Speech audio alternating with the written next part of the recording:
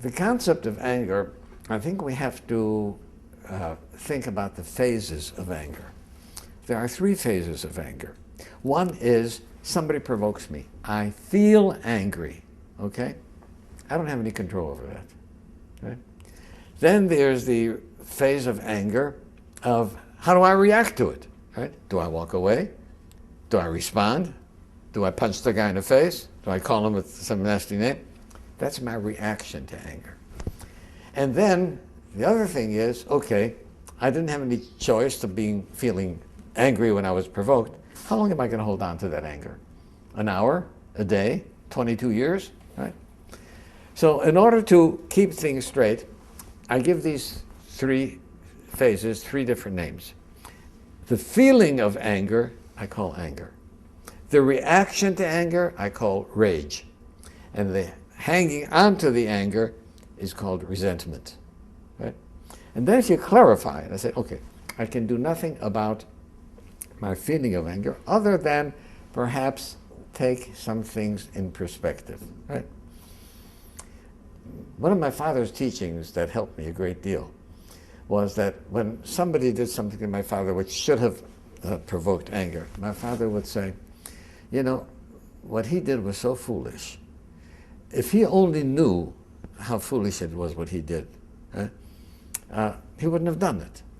So, you know, I feel sorry for that person for being such a fool. But if you feel sorry for a person, how can you be angry at him? You know, I feel pity for him. Pity and anger doesn't go together.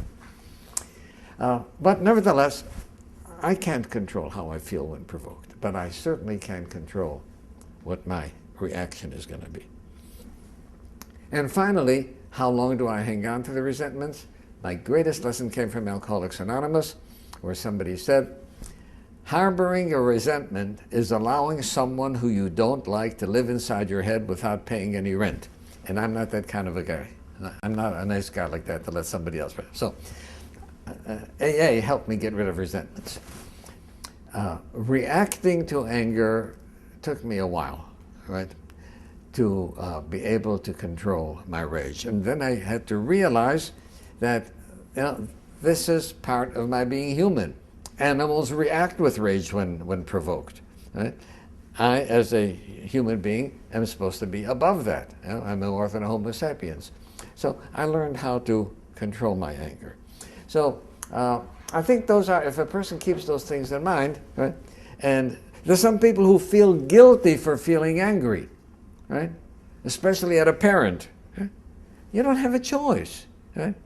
The feeling of anger is nothing to yourself. And if you don't have a choice, there's no reason to feel guilty about it. How you react? Oh.